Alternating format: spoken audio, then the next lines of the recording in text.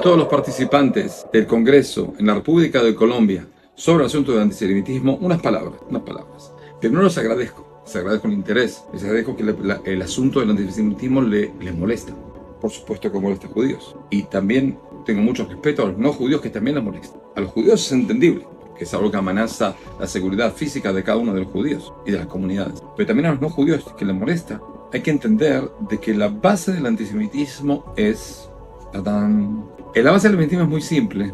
Los pueblos, los seres humanos, tienen una especie de cóctel que está metido ahí. Envidia de por qué ellos no fueron elegidos por Dios para dar su mensaje a todo el mundo.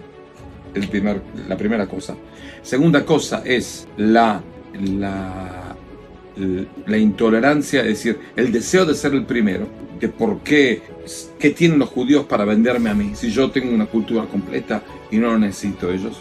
¿Quién le dijo a Dios que me tienen que decir algo? Yo le quiero decir yo a ellos. Segundo. Y tercero está el asunto de que la gente piensa de que, bueno, ok, entendí. Ustedes quieren darme un mensaje. ¿Cuál es el mensaje? Y el problema está de que muchas veces el judaísmo se embarra en sí mismo y no sabe decir un mensaje propio, adaptado a los demás pueblos y adaptado a las naciones. Entonces, las naciones se quedan como con hambre y sin comida, porque al final no le dimos lo que Dios nos obligó a darles. Por eso pasa por caños indirectos que pasó y el mundo empezó a cambiar, vía cristianismo, vía islam, vía lo que sea. Pero eso no es directo del judaísmo. Ahora llegó un momento en el cual el judaísmo puede dar algo directo. Volvimos a nuestro país, creamos nuestro Estado, estamos en una situación totalmente distinta. Entonces debemos dar otro mensaje. El antisemitismo moderno de los últimos 20, 30 años está basado en el asunto que empezó en Francia, después un poco en Europa, después en Estados Unidos, que está todo el asunto del progresismo, entre comillas. No son progresistas. Liberalismo, entre 8 comillas de cada lado, porque no son liberales. Que es todo el asunto del posmodernismo y decir que no hay ninguna verdad. La única verdad que existe en el mundo es que no hay verdad. Por eso todo es relativo. Entonces, tú piensas así, te respeto, pero ¿qué tiene que ver conmigo?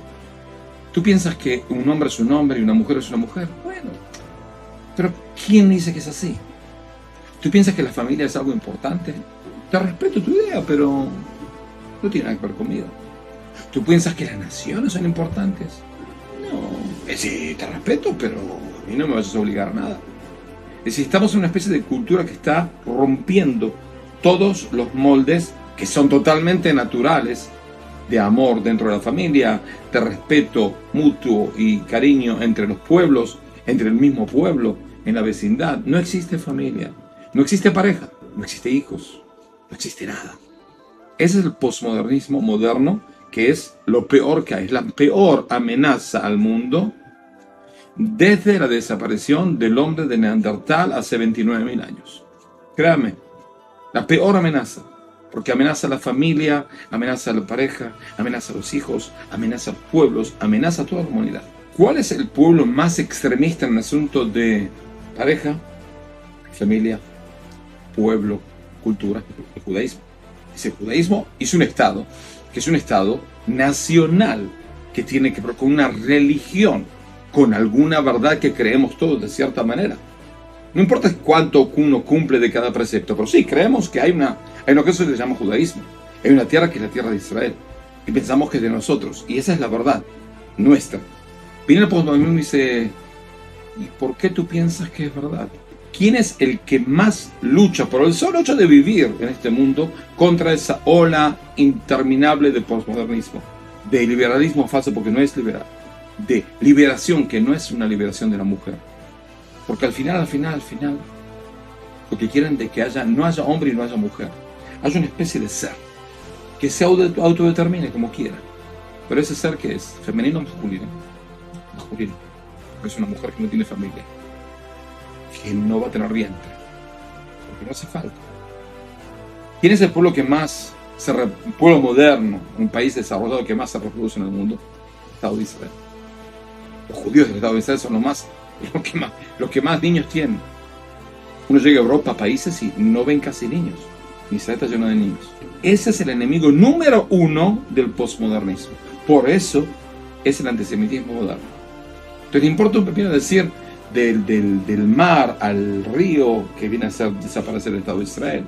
Les importa nada decir mentiras, porque ese es el enemigo. Nos autodetallan como enemigo. ¿Ok? ¿Cómo uno sabe de qué es elegido? O que Dios le dice que es elegido, o que el diablo dice, tú eres mi enemigo, como hizo Hitler. Y nosotros tenemos nuestra misión. Y nuestra misión es estar en contra de esas ideas estúpidas que pueden llegar a arruinar el mundo. Hay muchos pueblos que se empezaron a despertar, que se dieron cuenta de que no se puede seguir en eso. Y eso es el enemigo número uno somos nosotros. Por eso nosotros. Por eso las manifestaciones, los que manifiestan contra lo que hacemos en la franja de Gaza, son la misma gente que manifiestan contra hombres, que manifiestan contra hombres blancos, que manifiestan toda esa, lo que se llama ideología de género. La ideología de género es una especie de droga legal que provoca a la gente inteligente a hacer estupideces y pensar estupideces. Nada, como cualquier droga es algo que medio tambalea el intelecto. Y eso es lo que hace la ideología de género, de género.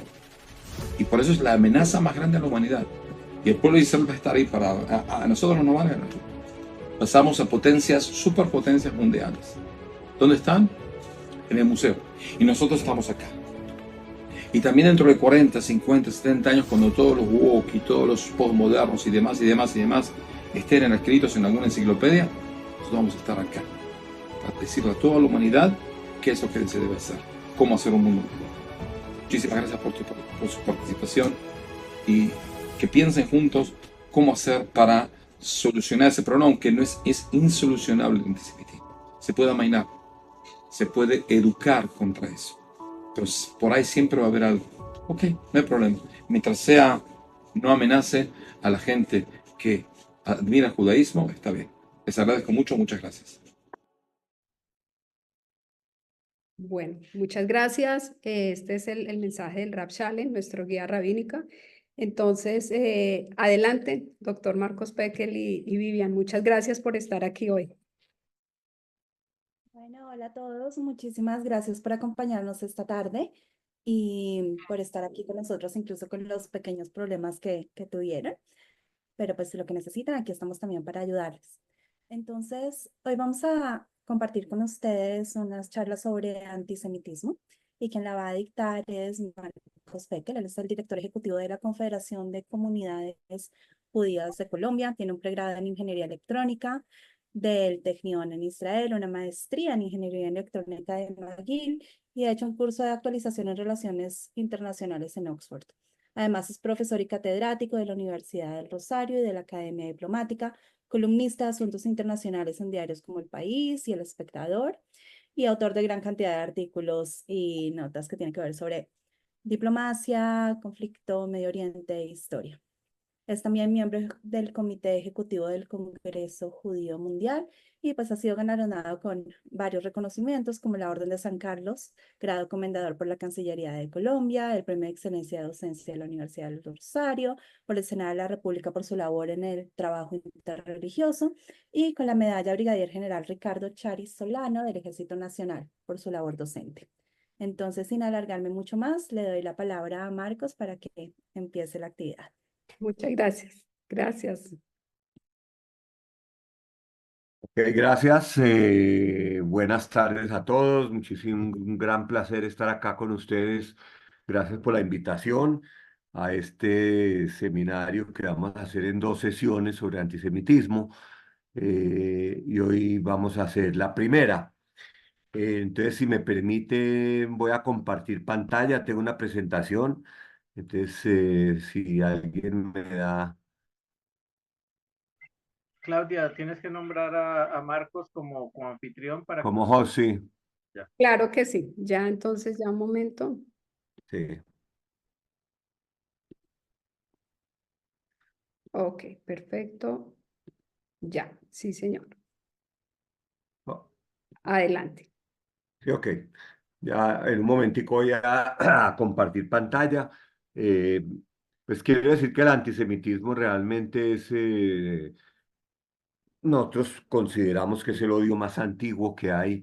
Es una expresión extraña de mutación a través de los siglos y de los milenios, en que se ven cosas tan extrañas como antisemitismo en países donde no hay judíos, antisemitismo de personas que no conocen exactamente de qué es lo que están hablando, qué es lo que están haciendo, y por eso vamos a tratar de hacer una evolución histórica hoy en esta primera sesión. Y vamos a hablar obviamente de lo que ha sido el antisemitismo después del 7/10, que definitivamente cambió todo para nosotros como judíos y obviamente para el antisemitismo como ese odio que después del 7/10 ha surgido a la estratosfera. Entonces ahora sí, con el permiso de usted, voy a compartir pantalla para hacer mi presentación y vamos a comenzar acá. Ok, bueno, ok. Entonces, si me permiten un segundito. Listo. Deme un segundo. Ok.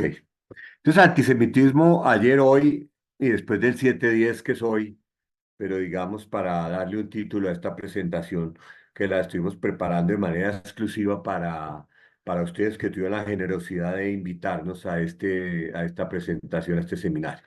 Entonces vamos a comenzar un poco hablando del discurso de odio, porque el antisemitismo es por encima de todo discurso de odio. Y el discurso de odio, pasar del discurso de odio a actos antisemitas, a la violencia, hay solo un paso, pero se requiere el comienzo, el discurso de odio. El discurso de odio, en términos generales y digamos a término teórico, que podemos hacer acá una presentación teórica, es, un minutico, por favor. Ven, Kiwi, ven, ven, vamos acá. Es inicialmente pueden ser estereotipos y prejuicios contra algún grupo humano. Esto es una presentación en términos generales de aquellos grupos que históricamente han sufrido de discriminación. Después viene los procesos de irlos sacando del grupo humano de la sociedad. Ya son otros. Ya ese grupo humano ya no hace parte del nosotros, sino de los otros. Y ahí, al ser otros, un proceso de deshumanización significa al nosotros volverlos otros, entonces estamos buscándoles esos elementos que los separan de nosotros los buenos y ellos son los malos. De ahí al discurso de odio, lo que es ya visible, el discurso de odio ya es algo que se hace de manera pública, eh, que son estereotipar a la gente, usar redes sociales para describirlos de manera peyorativa, situaciones sociales, situaciones de conflicto, situaciones sociales complejas, situaciones de desigualdad. Usualmente en la historia han siempre tenido un culpable y ese culpable es algún grupo fácilmente discriminable, y ya vamos a ver cuáles son los grupos que históricamente han sido discriminados. De ahí del discurso de odio pasar a la discriminación, ya a la discriminación social, física y pura de esas personas, ya sea no dándoles empleo con cualquier razón, ya sea no permitiéndoles vivir en una vivienda, en un conjunto, ya sea por razones raciales, religiosas. Eso en Colombia lo hemos vivido y en América Latina lo hemos vivido de manera clara, en Chile también. Luego también discriminación en la educación. Y de ahí se pasa a la violencia, que inicialmente, digamos, trata de evitar la violencia contra las personas, pero sí contra las propiedades, pintar grafitis, solamente ayer en Estados Unidos vimos cómo pintaban grafitis de odio en propiedades públicas simbólicas de la Unión Americana, como la Campana de la Libertad en Filadelfia o como monumento a Lincoln, que fueron llenos de grafiti. Eso es violencia contra propiedades. A veces la violencia adquiere connotaciones más fuertes como dañar, romper vidrios, dañar las propiedades, entrar y desecrarlas. Esa es, digamos, la evolución que comienza con estereotipo. Y ya se llega a la violencia física ya contra las personas pertenecientes a un grupo humano, ya se pasa de la violencia a la propiedad, a la agresión, ya sea esta verbal, ya sea violencia sexual, ya sea golpear, y eso es algo que también hemos visto nosotros a través de los años contra grupos históricamente discriminados, hasta que se llega, en el peor de los casos, al genocidio, como pudo haber sido el genocidio en Ruanda, que comenzó con un discurso de odio y terminó en genocidio, de igual manera el Holocausto, y así otros ejemplos en la historia. ¿Cuáles son los grupos que históricamente han sido discriminados? Las mujeres, las personas de raza negra o de raza oriental, en estos casos, los aborígenes, las personas pertenecientes a minorías sexuales y hasta los discapacitados, y también personas que pertenecen en algunas sociedades se discrimina a los musulmanes, en otras sociedades se discrimina a los cristianos, en otras sociedades se discrimina a los budistas y obviamente la discriminación a los judíos. En el caso del discurso de odio, para entrar ya al tema de antisemitismo, nosotros podemos llevar al ejemplo máximo de antisemitismo que comenzó con un discurso de odio. Y el discurso de odio no comenzó ni siquiera con Hitler, como estoy presentándolo acá. El discurso de odio comenzó mucho antes de Hitler, comenzó a finales del siglo XIX, cuando a los judíos que llevaban más de 1500 años viviendo en Alemania, se les comenzó a aplicar el discurso de odio de distintas formas desde el punto de vista racial, o porque eran los capitalistas explotadores, o porque eran los comunistas. Y este discurso de odio fue finalmente tomado por Hitler cuando estaba en la cárcel y escribió el libro Mirucha, donde buena parte de sus capítulos los dedica a los judíos, que eran una minoría mínima en Alemania realmente. Podía haber unos 500.000 alemanes en aquel momento, y era una minoría que cumplía con los preceptos religiosos, que cumplía con las leyes, pero que a través de una historia larga de discriminación, de una historia larga de discriminación en la Europa cristiana, pues era, digamos, conveniente volverlo chivo expiatorio. Acá voy a leer dos de los elementos. Ustedes pueden ver ahí que los judíos son una raza, pero no son humanos, que significa lo que quiera significar eso, hasta hablar de que al repeler a los judíos estoy haciendo el trabajo del Señor, trabajo cristiano, y habla de los judíos como parásitos, habla de los judíos como aristocráticos por naturaleza, y estos son solo algunos pequeños dichos de lo que Hitler dijo en Mi Lucha, que sería mucho más amplio que esto que estamos mostrando acá a manera de ejemplo. Pasar de aquí a lo que es la violencia física, como vimos en el cuadro anterior, hay solo un paso. Ya se deshumanizó, ya se sacó a los judíos de la nación, ya se les otroizó, ya se les volvió otros, ya se les aplicaron estereotipos, ya se les aplicaron eh, eh, estereotipos denigrantes, y ya una vez en el gobierno, pues se tienen las herramientas para llevar a la práctica lo que estaba antes o lo que era un mero discurso de odio.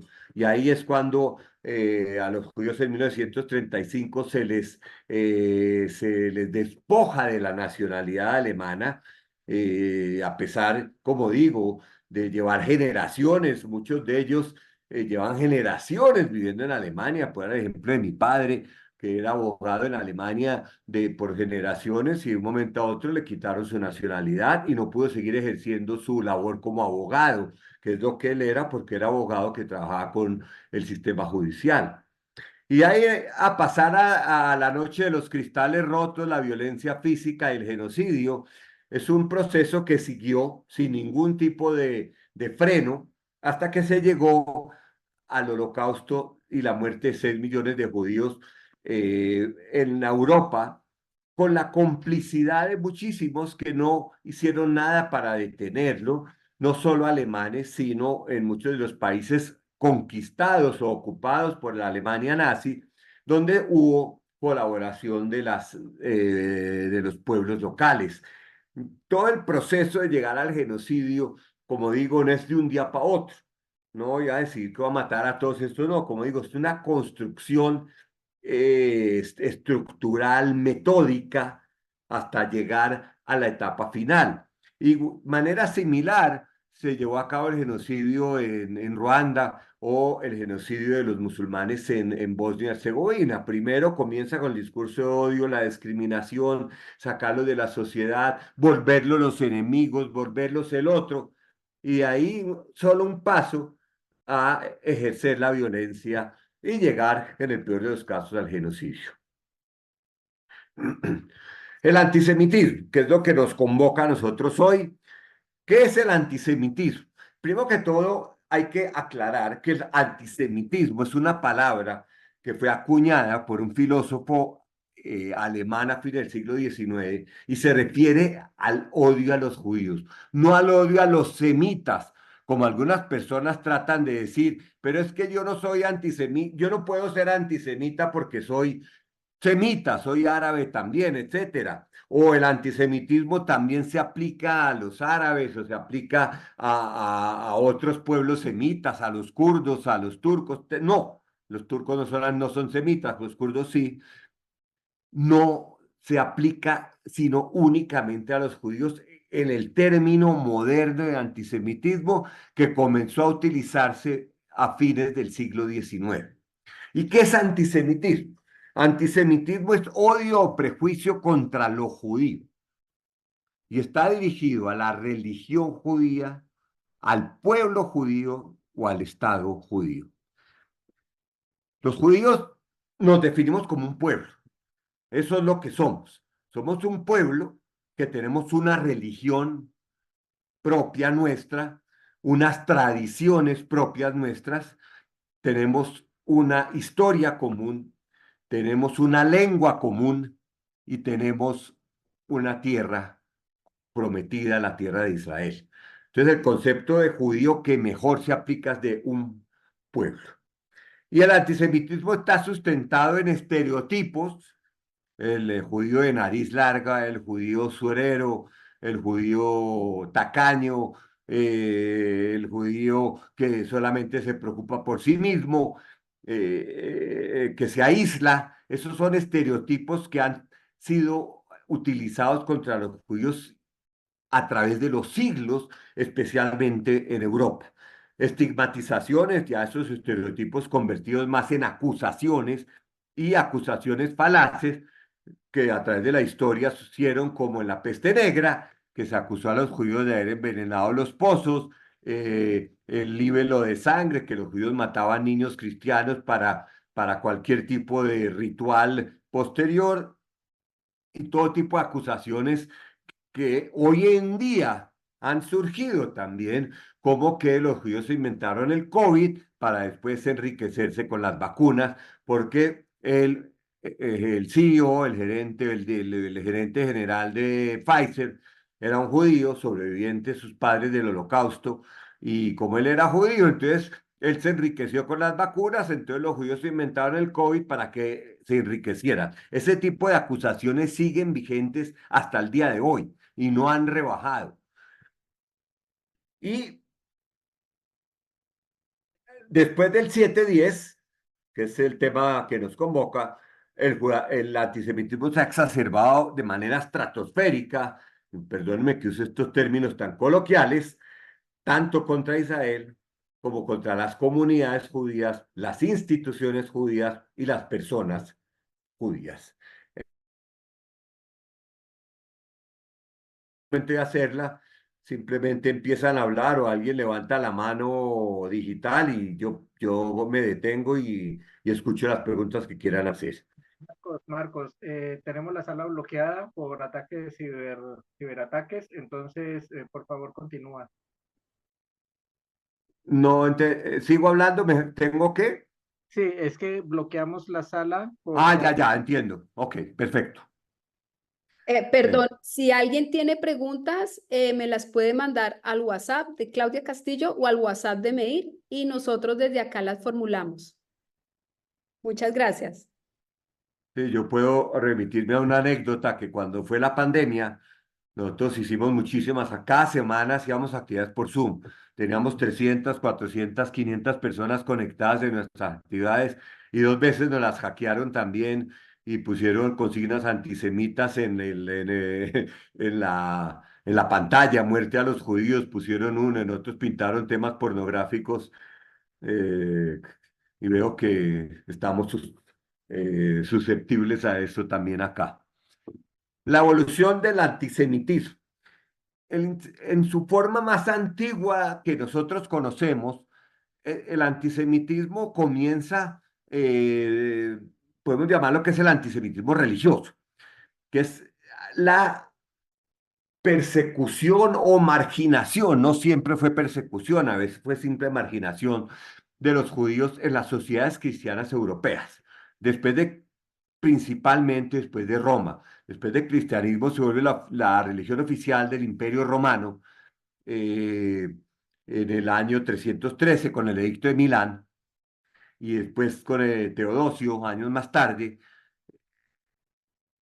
los judíos que vivían en los confines del Imperio Romano y habían mantenido a sangre y fuego, digámoslo así, sus creencias y su religión, comenzaron a ser no solo perseguidos por la gente, sino de manera oficial, muchos de los concilios de la Iglesia Católica dedicaron tiempo a el tema de los judíos. Y el primer concilio, que no fue un concilio ecuménico, el concilio de Elvira en España, ya comenzó los primeros decretos y edictos contra los judíos. Le prohibió a los judíos se prohibió a los cristianos casarse con judíos, le prohibió a los judíos tener esclavos no cristianos y una cantidad de iniciales restricciones.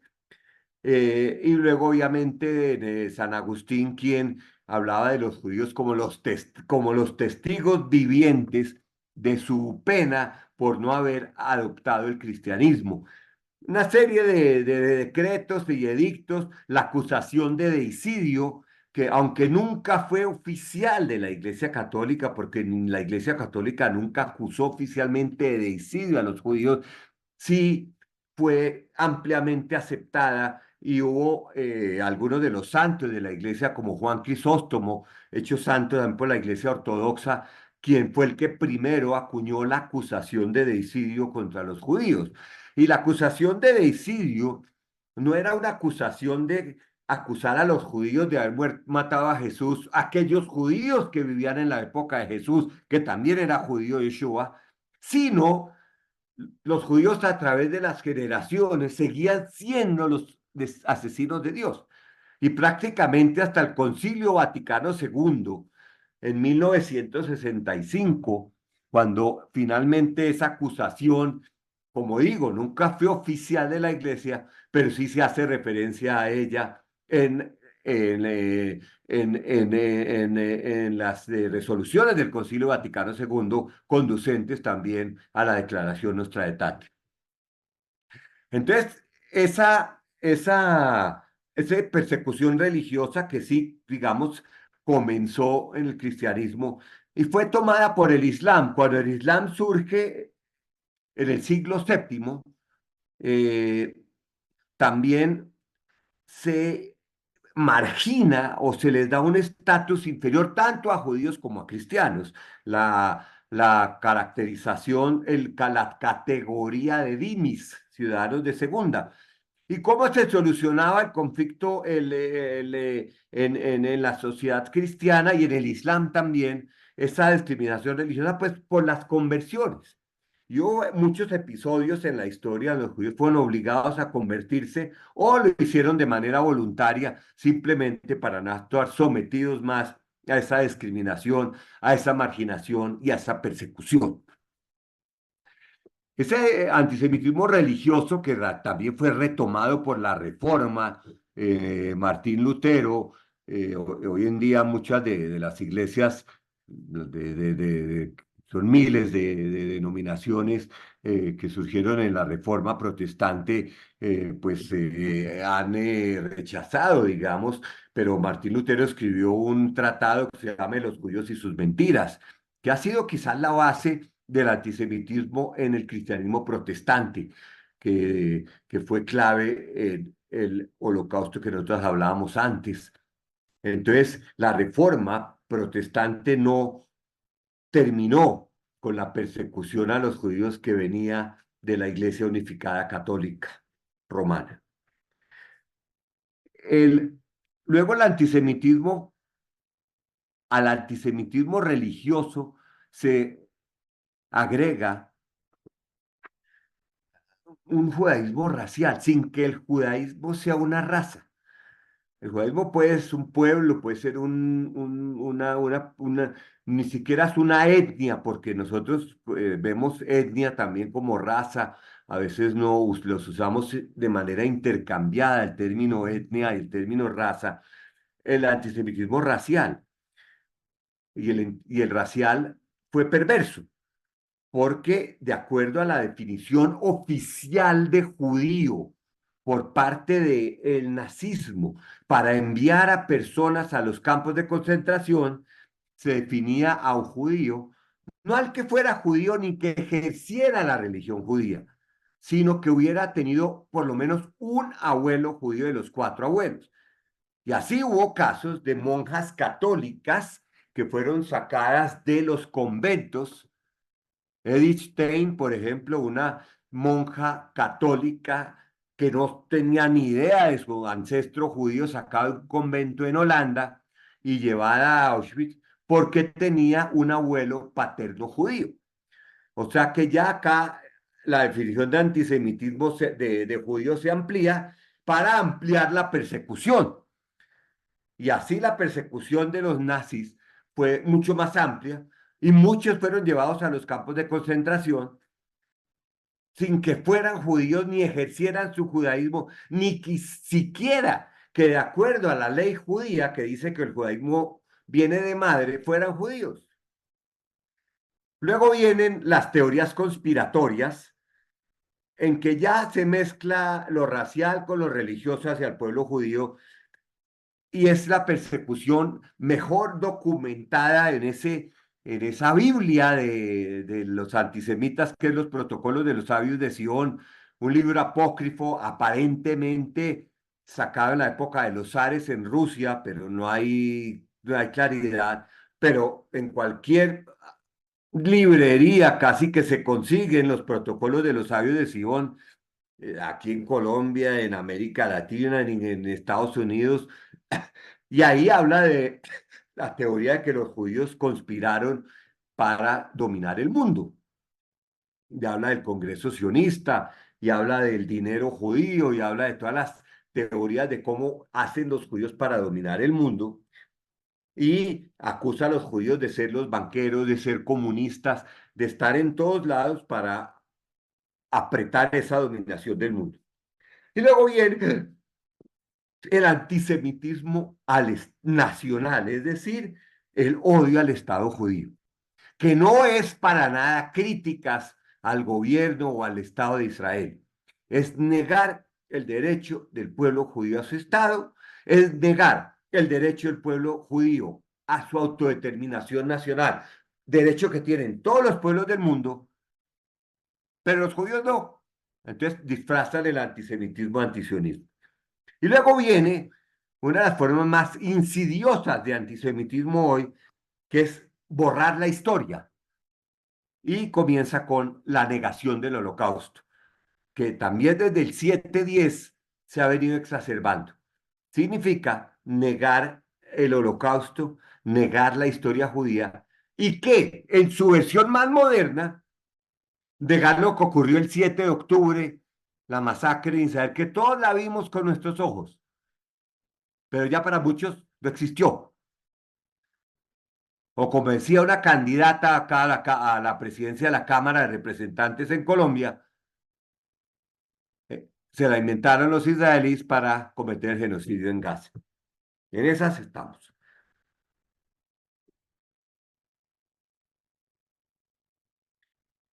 Voy a continuar eh, para avanzar. Y el antisemitismo hoy en día, o sea, la diapositiva anterior era un resumen de lo que les acabo de decir, tiene tres actores importantes. La extrema derecha que siempre estuvo ahí, esa extrema derecha eh, aliada con el nazismo o con el nacionalismo extremo, que siempre vio a los judíos como ajenos a la nación, porque esa extrema derecha siempre está alineada también con un precepto religioso. Entonces la extrema derecha normalmente también es muy católica, en el caso de Estados Unidos es protestante, es anticatólica en Estados Unidos, los white supremacists, la izquierda que ni siquiera es extrema hoy en día y el Islam radical. Y esos tres grupos políticos, sociales, expresiones de la política de hoy, tienen un punto en común y es el antisemitismo y el odio a lo judío.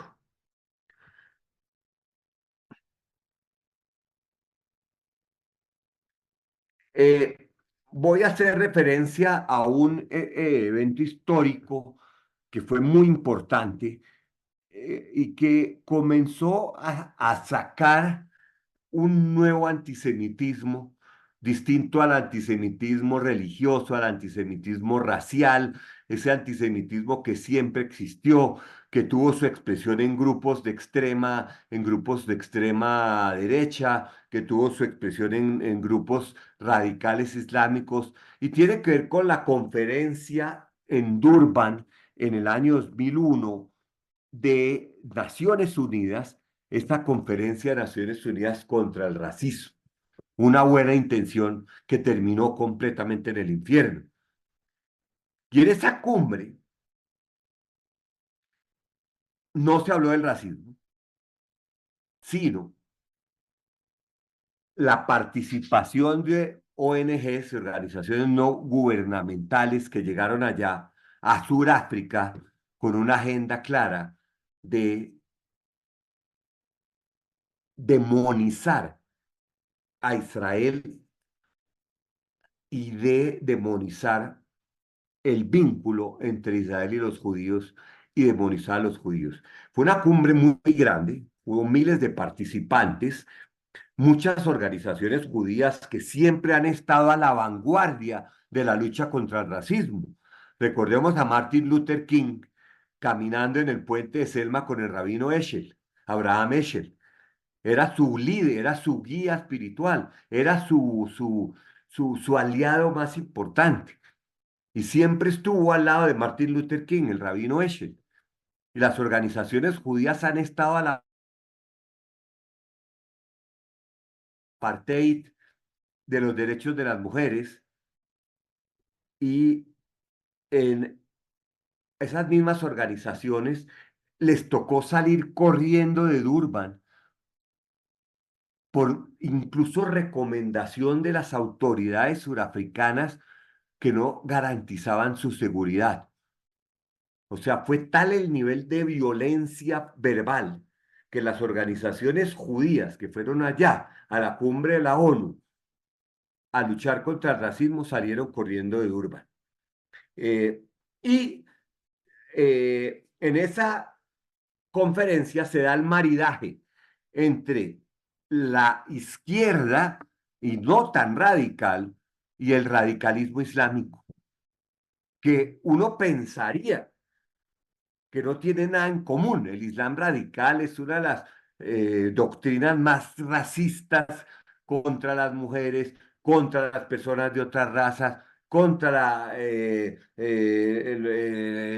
los homosexuales, contra la libertad de expresión, contra la libertad de cultos. Y uno pensaría que la izquierda, que siempre ha promovido esas libertades, no tendría nada que hacer ni que hablar con organizaciones radicales islámicas, y ese maridaje se dio allá en Durban. ¿Y por qué se dio? Por el odio a Israel. Y cada vez están más unidas. Voy a hablar de esto y después vuelvo a lo que les dije.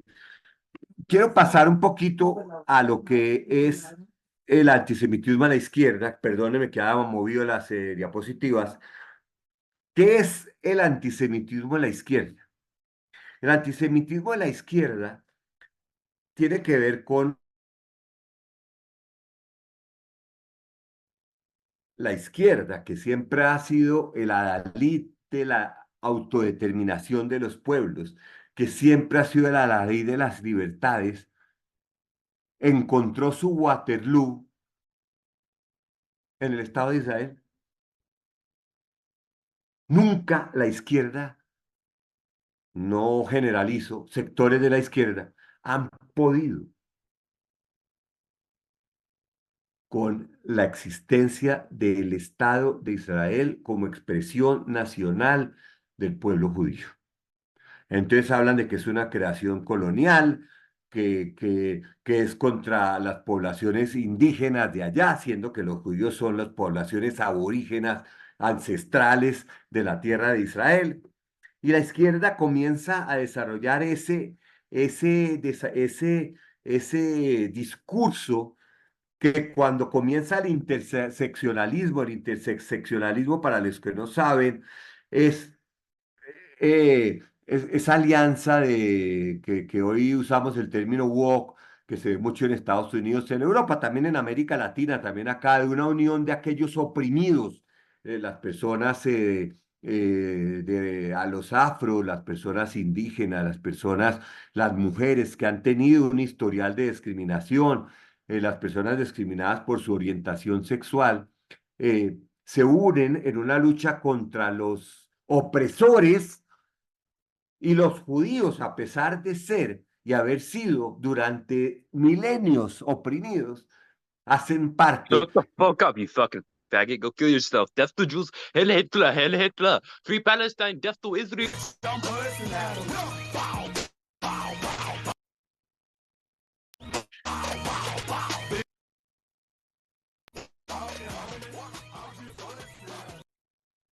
¿Sigo? Si alguien me dice si sigo, sigo. Continúe, doctor Peckel, por favor, y disculpe. Sí, sí, no. Gajes del oficio que llamamos. Es más, nos están ayudando acá a reforzar los términos que estamos presentando. Eh, entonces, la izquierda desarrolló ese discurso, comienza a promover el boicot a Israel y el boicot a productos de Israel, que nunca terminan boicot a Israel, sino que terminan boicot a judíos también, como vimos en un festival de música en España, donde los organizadores, presionados por grupos de izquierda, impidieron que una cantante judío norteamericano, Matisiau, que no tenía ningún vínculo con Israel, pudiera actuar, a menos que firmara una declaración que él era antisionista, que ningún otro cantante tuvo que firmar. Entonces aquí vemos cómo este odio a Israel se funde de manera rápida e inmediata con el odio a los judíos. Y el antisionismo, que es lo mismo, el antisionismo, la pregunta, ¿el antisionismo es antisemitismo? Pues claro que sí, porque si yo le... Por ejemplo, que hoy en día están buscando sus reivindicaciones, ya sea en Chile, ya sea en Colombia, ya sea en Canadá, ya sea en Australia, más allá si son extremistas o no, están peleando por derechos que quizás les fueron quitados con la colonización española o inglesa. A todo el mundo se le reconoce el derecho a su autodeterminación nacional. A todos los pueblos se les reconoce el derecho a su libertad, excepto a los judíos.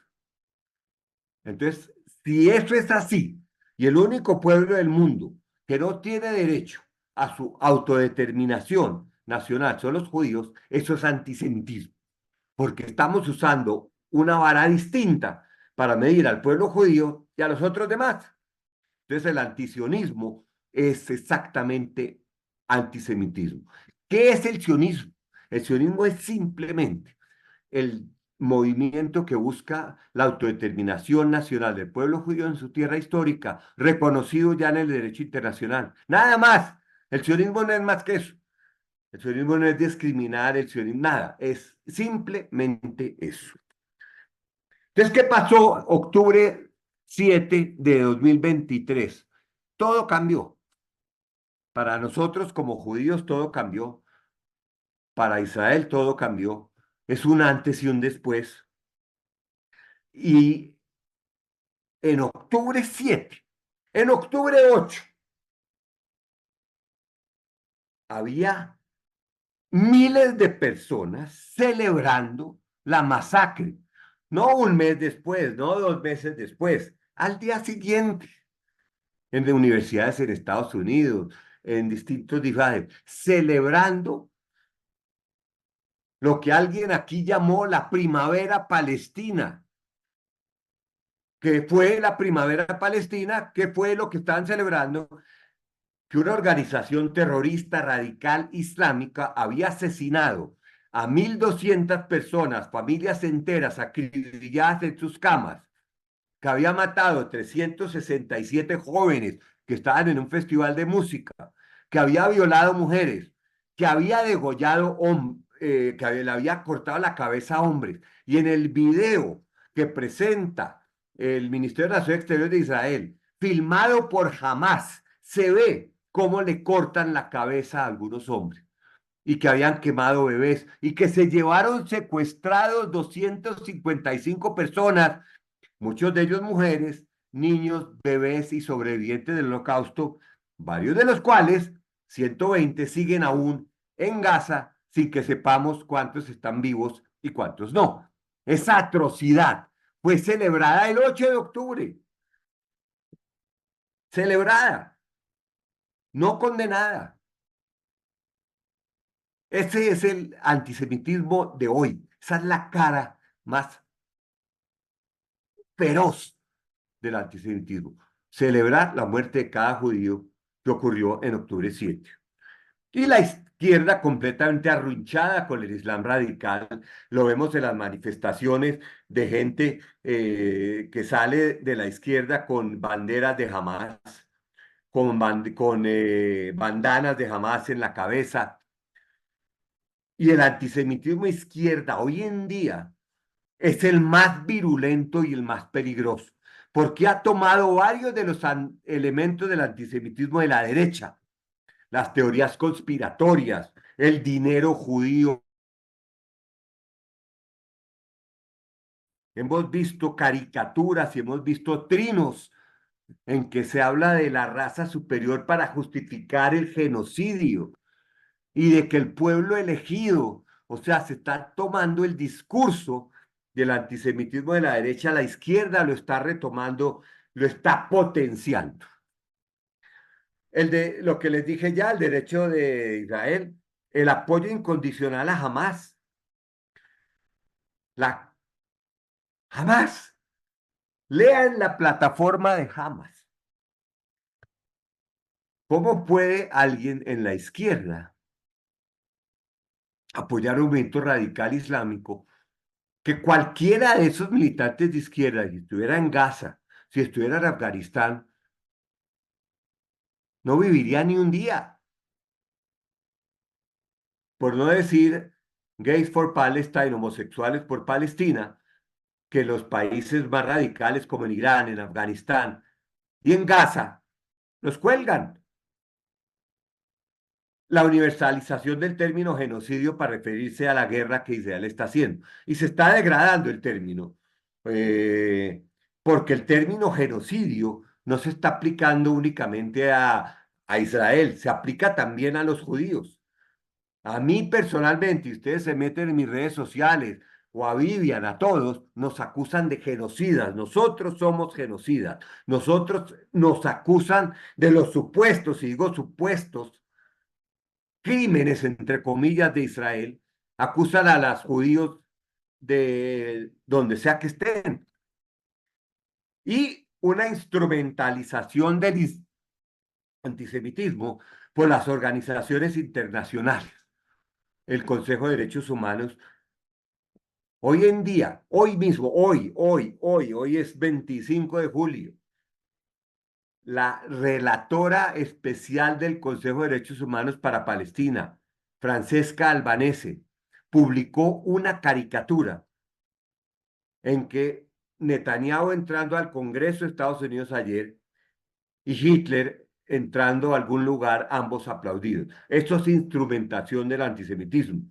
Más allá de las críticas que se le puedan hacer y se le hacen al primer ministro de Israel, esa comparación, esa banalización del holocausto es parte del antisemitismo moderno, de hoy. Algunas señales que hemos visto nosotros, acá vemos la consigna desde el río hasta el mar, que ha sido utilizada incluso por presidentes en ejercicio, congresistas, políticos, académicos. La academia ha demostrado también, sectores de la academia han demostrado también que el antisemitismo lo tenían bien guardadito y ahorita lo sacaron. Comparación de Israel con Auschwitz. eh, Desde el río hasta el mar, esa consigna desde el río hasta el mar significa borrar a Israel del mapa y crear lo que sea que signifique Palestina libre, que eso es lo que dicen las consignas. Desde el río hasta el mar, Palestina será libre. Y caricaturas como la que vemos acá abajo a la izquierda, la figura del judío medieval, con la nariz grande, con la cara de avaro, con los elementos rituales judíos, eh, matando niños, por ejemplo, y la quema de banderas. Ataques físicos. Desde el octubre 7, el antisemitismo en el mundo, de acuerdo a la Liga Antidifamación, que es la que llega a estadísticas, se han multiplicado por 1000, en algunos lugares mucho más que en otros. Un país que yo personalmente con el que tengo vínculos, como Canadá, donde uno no pensaría que hubiera antisemitismo. El antisemitismo en Canadá salió del closet, pero de una manera, es el país que más ataques ha tenido a instituciones judías. Canadá, a escuelas judías, a sinagogas judías, a personas judías. Lo que ha sido infame, romper los pósters clamando por la liberación de los secuestrados. O sea, un bebé que se llama Kfir Vivas, que hoy tiene 1 año y 4 meses, tal vez, no, ya más porque él se secuestraba de 9, 1 año y 6 meses, postes pidiendo la liberación de ellos y la gente arrancando los postes con rabia. Y lo que vimos en las universidades de Estados Unidos, que se volvió un territorio hostil para estudiantes judíos que no podían entrar y pasar por los campamentos, que no tenían nada de pro-palestinos no eran. Las consignas eran todo: muerte a los judíos, muerte a Israel, Palestina desde el río hasta el mar. Ahí no hablaban de la cultura palestina, ni la literatura palestina, ni la historia, ni la gastronomía. Todo era anti-judío, anti-Israel. Redes sociales que se han convertido, pues, con todas las ventajas que tienen las redes sociales, del anonimato, de las bodegas, de los robots, un antisemitismo y también de todo, un discurso de odio sin ningún tipo de límite, a pesar de que le han tratado de poner límites. los límites no funcionan, definitivamente en X no funcionan, en TikTok no funcionan, es decir, en Twitter no funcionan, en TikTok no funcionan, y se están convirtiendo en herramientas de promoción del odio, y que, como sabemos, lo que pasa en las redes no se queda en las redes. Y ya con esto termino yo para abrir espacio a preguntas. Lo que vemos en América Latina. América Latina es diferente a lo que vemos en Europa y Estados Unidos. Empezando porque la mayoría de la gente en América Latina, en algunos países, la mayoría es más del 90%. En mi país mío, Colombia, puede también llegar a ser un porcentaje alto. La mayoría de la gente no ha visto un judío en su vida y no tiene ni idea qué es judaísmo. No, o sea que no será contrario a Estados Unidos, donde hay una comunidad judía grande, y donde cualquier ciudadano de Estados Unidos ha tenido un médico judío, un abogado judío, un contador judío, un vecino judío, y además pues es un melting pot que llamamos nosotros. Acá en América Latina no.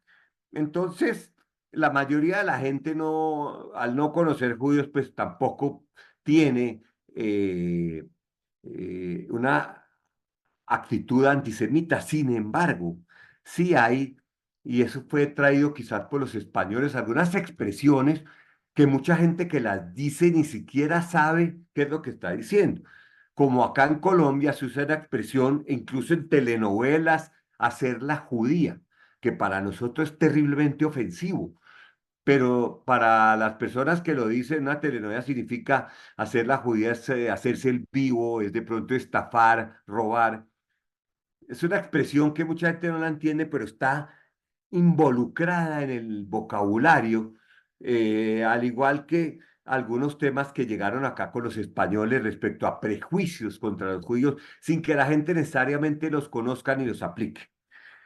Eh, en muchos casos se asocia a los judíos ya en élites más educadas con extranjeros. Si ustedes se meten a mi cuenta de Twitter, en muchos casos me tratan a mí extranjero. Váyase a su país, lo que sea que eso signifique, siendo yo ciudadano colombiano nacido acá. Eh, o sea que el antisemitismo acá no se refleja tanto en la calle como se ve en Estados Unidos, en Gran Bretaña, en Europa, en España. Lo que sí hay son gobiernos hostiles, muy hostiles a Israel, una hostilidad radical. De esos gobiernos hostiles, puedo dar el ejemplo de Colombia, el ejemplo de Chile, el ejemplo de Brasil, México, pero eso no se refleja aún todavía en antisemitismo en la calle, ni que se haya pintado grafitis contra los judíos, ni que se haya atacado a instituciones judías en América Latina, no ha pasado, y toco madera para que eso no pase. Y la izquierda en América Latina siempre, desde su pedestal de superioridad intelectual, maneja un antisemitismo políticamente correcto. Es decir, yo no soy antisemita, pero soy antisemista. Yo tengo mi mejor amigo, es un judío. Yo odio a Israel, pero yo no odio a los judíos. Eso es un antisemitismo políticamente correcto. Y uno de los grandes promotores del antisemitismo en América Latina para tratar de que el antisemitismo realmente se popularice es Irán, con su canal Hispan TV, donde si alguien entra ahí alguna vez, va a haber una promoción dura y pura del antisemitismo. Bueno, yo con esto, queridos amigos, paro acá. Tenemos una sesión la próxima semana donde ahondaremos en algunos de estos conceptos, y abro el espacio a las preguntas que me quieran hacer. Muchas gracias. Gracias, Marcos. Tomo la palabra porque yo cerré un poco la sala después del incidente. Entonces significa que no pueden hacer preguntas en el chat a todo el mundo, pero me las pueden dirigir directamente a mí o a la cuenta de Britolam Colombia, y alguno de nosotros, de los que estamos como host, podemos leer las preguntas para que Marcos las pueda responder. ¿Listo? Entonces lo pueden hacer de tal manera a través del chat. Había una de hace rato en el chat, déjame reviso. Yo tengo una pregunta y es, Buenísimo. nosotros, ¿cómo podemos? La idea de nosotros es que el tema antisemitismo, nosotros tenemos una campaña, tenemos una agenda académica, lo que estudiamos, y nosotros vamos a incluir este tema es importante incluir este tema dentro de nuestra agenda académica. Pero más allá de eso, ¿cómo podemos nosotros ayudar? ¿Qué tips nos dan para volvernos multiplicadores de toda esta información tan valiosa? Esa era una pregunta. Y la otra, creo que todos los directores de grupo que están aquí, yo creo que comparten, ¿será que podemos tener acceso al material que el doctor Peckel nos compartió? Muchas gracias. Sí, bueno, la primera pregunta, en la próxima sesión vamos a, pues ya eso no la voy a dictar yo, la va a dictar Vivian, y vamos a tratar de cómo se combate el antisemitismo, cuáles son las herramientas que hay y que han surgido después del 7 de octubre eh, para combatir esto que les acabo de describir. Eh, y el material que yo tengo en mi presentación con el mayor de los gustos se los va a pasar en un PDF, se lo va a pasar a Vivian, Vivian lo va a arreglar un poco y se los va a mandar a ustedes como un, digamos, un documento primario para comenzar porque, o sea, lo que yo hablé ahora es lo que está pasando, pero lo importante es qué hacer frente a eso. Y el qué hacer es lo que trataremos nosotros en el próximo módulo, la próxima semana. Entonces, eh, el material lo tienen y juntando ambas cosas, lo que ocurre y cómo combatirlo, tendremos por lo menos unas herramientas para combatir el antisemitismo. Quiero decir lo siguiente, combatir el antisemitismo no es una función, ni siquiera una obligación, no, ni siquiera es un deber de los judíos solos, porque en las sociedades donde hay antisemitismo hay discriminación y hay una enfermedad contra otros grupos también.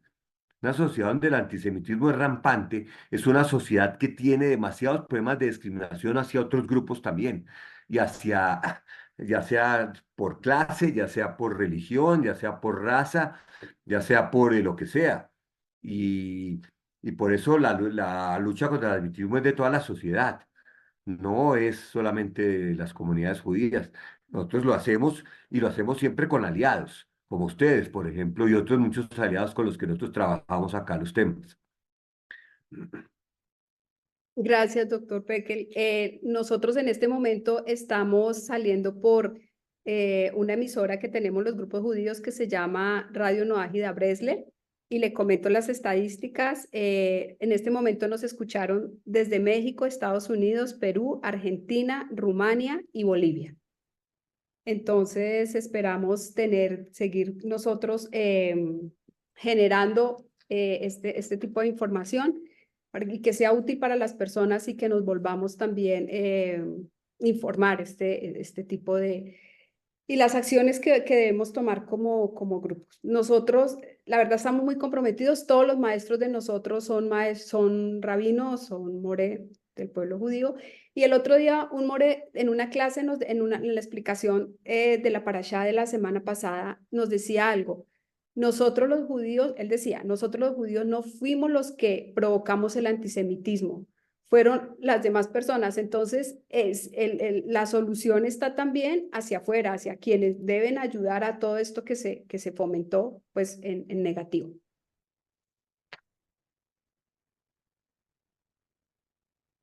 Tal cual. Por eso lo decía antes. Ok, El perfecto. antisemitismo, sí. De pronto, si alguien de la sala, no sé, Yohebed o alguien tienen alguna pregunta, qué pena de las personas que nosotros conocemos, de los directores de comunidades, que que la quieran formular y pues le abrimos el micrófono. Qué pena la restricción, pero lo que pasó con anterioridad nos llevó a este tema y esperamos que lo entiendan. Y bueno, y doctor Peque, también disculpe los rayones de la pantalla, no sabíamos que podía pasar. Entonces, no sé si Cualquier alguien... persona, Claudia, cualquier persona que quiera hacer una pregunta puede levantar la mano y quien levante la mano se le puede abrir el micrófono. Sí. Bueno, entonces... Había una en el chat que era sobre el uso del término judiofobia en vez de antisemitismo, que habían puesto hace rato. ¿Qué opinas al respecto? Es una pregunta de... Sí, Sí, estaba en el chat. a mí el término judeofobia no me gusta porque Aunque sí se puede usar también, y hay autores y personas, colegas míos, que prefieren usar judeofobia. A mí me parece que el término antisemitismo es más claro, es más, eh, usa la palabra más agresivo, más claro de qué se trata. Si empiezo a usar judeofobia, estoy usando ya un término clínico, psicológico, que tengo que empezar a explicar lo que es una fobia, y entonces me enredo en semántica y no en lo que es. Por eso yo uso siempre el término antisemitismo, nunca uso el término judiofobia. Gracias. Tenemos la mano levantada de Socorro en Medellín y de Meir desde Cali. Adelante, Socorro. Gracias. Buenas tardes, señor Don Marcos, muchas gracias, excelente su explicación. Yo estoy convencida de algo, y es que la ignorancia es atrevida, y se ha algo operado en este sentido, la parte mediática, todo lo que son los medios sociales, todas estas, a partir desde el 7 del 10, sabemos que han utilizado las mentes de los, entre comillas, diría yo, gente inocente. Como usted decía ahorita, por ejemplo, América Latina desconocen plenamente, ¿verdad?, cómo se dio la historia y el famoso origen palestino que en sí nunca existió. Y la gente hoy en día siguen las personas que hablan en contra porque son antisionistas, pero lo siguen no porque son conscientes de lo que están haciendo ni lo que están pensando, simplemente porque les dicen háganlo y ellos lo hacen. Entonces yo considero, doctor Marcos, que la falta de conocimiento, la falta de entender la plenitud desde la parte política, la parte social, a un Estado como ha sido Israel, que ha sido un aportador de tantos beneficios desde la literatura, desde la ciencia, desde las artes, desde todos los puntos que usted quiera ver, que bien sé que usted bien lo sabe, la gente desconoce eso. Y al desconocer, uno se atreve a decir muchas cosas desconociéndolas, y uno se centra en la verdad y se cree que es que la sabe. Y la gente, cuando uno los ve con esas banderas palestinas, yo estuve hace poco en Israel y yo veía cómo allá la democracia es tan pura y tan hermosa, cómo los trabajadores médicos son árabes y cómo los árabes apoyan a los israelíes, pero eso hacia afuera los medios no lo cuentan, porque los medios no están interesados en contar verdades de cómo se ayudan mutuamente. Lo que yo vi personalmente allá, eso no lo cuentan. Tengo una compañera que es profesora y es antisionista a morir. Y en estos días vino y yo le empecé a mostrar las fotos de Israel y empecé a contarle lo hermoso y lo socialmente hermoso que está Israel, constituida como un estado que a pesar del 7, uno siente esa presión, el boom boom que uno escucha allá. Eso no es fácil vivirlo. Y yo le contaba a esa persona, ella simplemente me dijo, no pensé que eso fuera Israel. Pero, doctor Marco, la gente desconoce, los medios nos han enseñado mentiras y la gente se cree esas mentiras. Lo que usted decía, los homosexuales los ven uno con las banderas de Palestina, si supieran lo que les hacen a los homosexuales. Entonces, yo estoy convencida de algo. ¿Qué mejor que hacer que uno hablarle a la gente? Un pedacito de un comentario que yo le hice a esta persona y su parecer cambió. Creo que ahí haríamos una labor muy maravillosa de pensar cómo generarle a la gente un concepto diferente. Entonces, yo le agradezco mucho porque la historia no miente y usted lo dijo muy claro. El antisemitismo ha sido de toda una vida, y esperemos que a raíz de esto, pues muchas personas también conozcan y seamos mediadores de cambiar un concepto tan errado como ese que en el mundo hoy en día es tan fuerte. Gracias, Socorro. Meir, el señor Víctor y Johevet. Muchas gracias. Bueno, muchas gracias, Claudia. Muchas gracias, Marcos, por esa exposición muy buena, muy completa.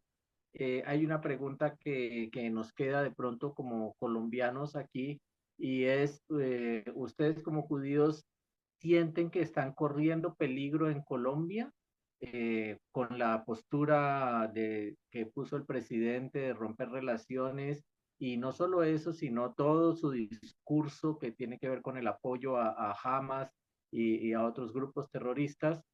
¿Cómo sienten ustedes como comunidad judía el vivir en Colombia?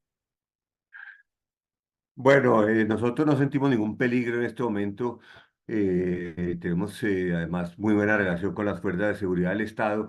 Obviamente que sí sentimos ansiedad, incomodidad, rabia a veces con las posturas del presidente de la República, es el presidente de todos nosotros. Eh, eh, pero pues también hemos visto muchas manifestaciones de solidaridad, incluso de miembros del mismo gobierno. Pero sí, es cierta incomodidad, pero digamos que peligro no. Gracias, señor Peque, muchas gracias. Adelante, el señor Franco y luego Joheber. Muchas gracias. Yocheved estaba antes. Adelante, Joheber. Muchas gracias. Muchas gracias, Claudia. Muchas gracias, estimado Marcos. Bueno, de acuerdo a lo que estaba diciendo Socorro, recuerdo que escuché en algún shiur, no recuerdo qué rabino era, que en un momento de persecución al pueblo judío, personas comunes no judías, o sea, no ágidas, los apoyaron. A los judíos se les había pedido ponerse, creo que era el Maguen David o la estrella de David o la bandera, no recuerdo bien, pero el resto de las comunidades no judías se los comenzaron a poner. Entonces no podían identificar al judío del no judío. Y eso fue una forma de apoyar al pueblo judío. Nosotros como no judíos hemos recibido la Torá, maravillosas enseñanzas del pueblo judío. Por eso amamos a Israel y amamos al pueblo judío. Y creo que es el momento de apoyarlos también, quizás no con un simbolismo, pero sí, como decía Socorro, informando a la gente de la realidad, porque hay mucha fake news en las redes. Entonces la gente está engañada realmente. Y no, es nuestro deber, creo, por agradecimiento, por fidelidad al Eterno también, de destapar toda la olla, ¿no? Como decimos en Argentina, y diciendo la verdad, las cosas como son, tratando de suprimir esa ignorancia que los lleva contra el pueblo judío. Y bueno, eso es lo que quería compartir, estimado Marcos y Claudia, con ustedes, porque me encantó ese shiur y si lo encuentro, se los voy a compartir también. Gracias. Gracias, Joheber. Gracias, Joheber. El señor Franco y cerramos esta sesión de preguntas con el señor Saúl Asto. Muchas gracias.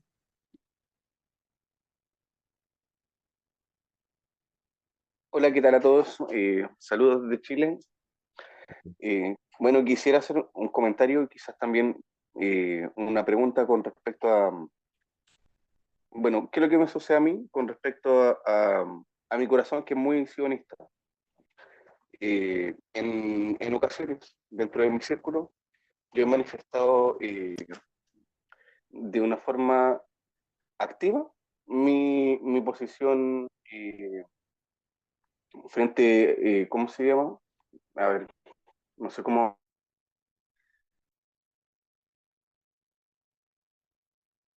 Eso.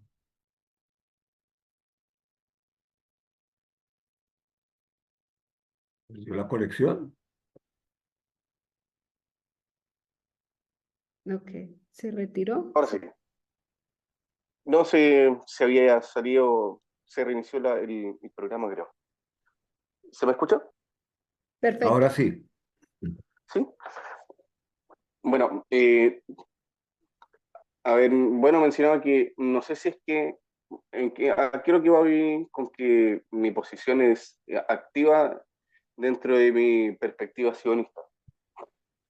¿Es necesario o, o es mejor adoptar una actitud, entre comillas, pasiva? Aquí me refiero a con pasiva, de hablar cuando sea necesario respecto al tema en boga muchas veces, con respecto a la guerra en Gaza y diferentes cosas más, o también tener quizás una posición un poco más activa con respecto también a la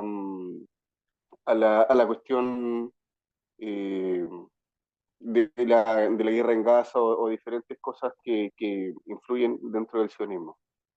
Cortito y con esto termino.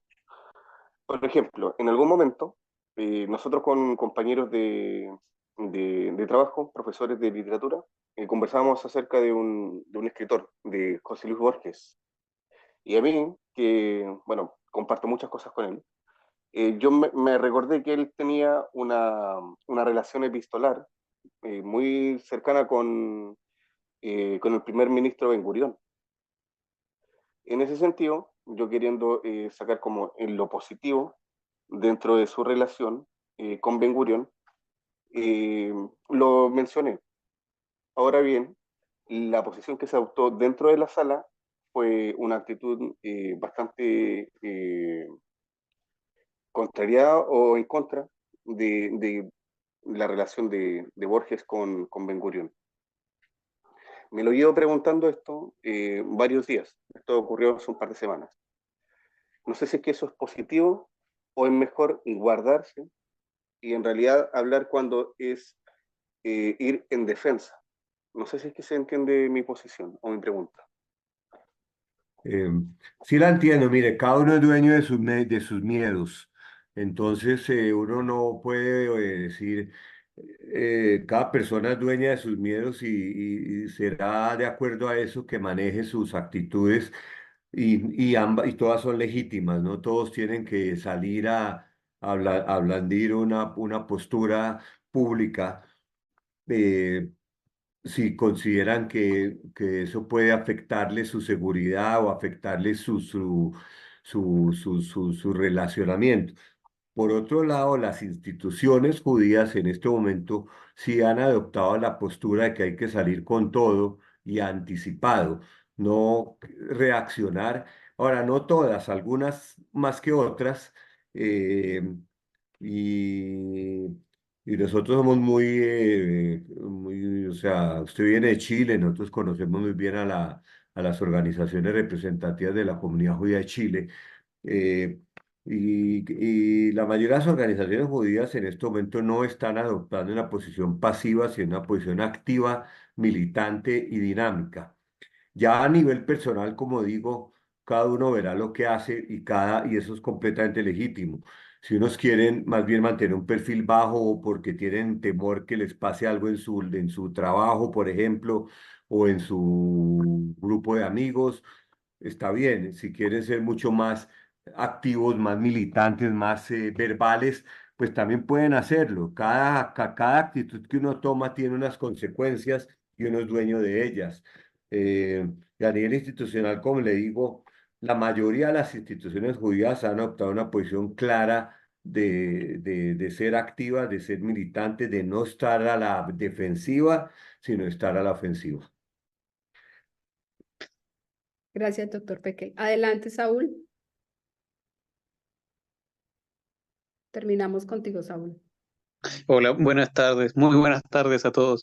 Muchísimas gracias por este importantísimo seminario y muy necesario. Aprovechando de que sé que hay algunas personas que están vinculadas al área de educación en la sala, me gustaría hacer la siguiente consulta. Si usted, doctor Marcos, conoce o podría recomendar algún componente esencial que debería incluir el currículum educativo que busque combatir el antisemitismo desde la educación, obviamente, desde la básica hasta la media o desde la primaria hasta la educación secundaria, incluso hasta la universidad. Uy, me la puso, pero mire, eh, ahí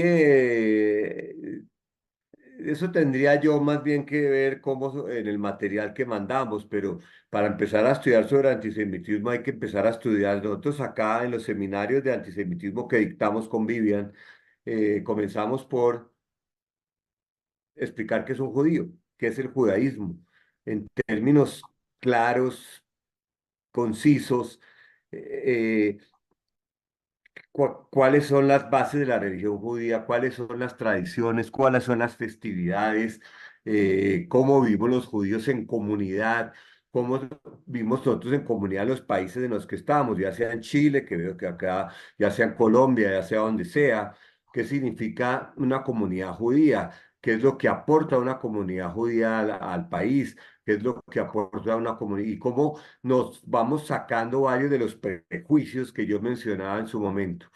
Luego ya empezar a construir una, una, una forma de educación que es una de las claves de combatir el antisemitismo y se empieza desde todo nivel, pero yo en los niveles más bajos significa de niños más chiquitos, yo hablaría del antisemitismo no solo, hablaría de lo que es la discriminación, hablaría de que somos todos seres humanos. Es difícil, mire, eso suena muy bonito, pero es difícil.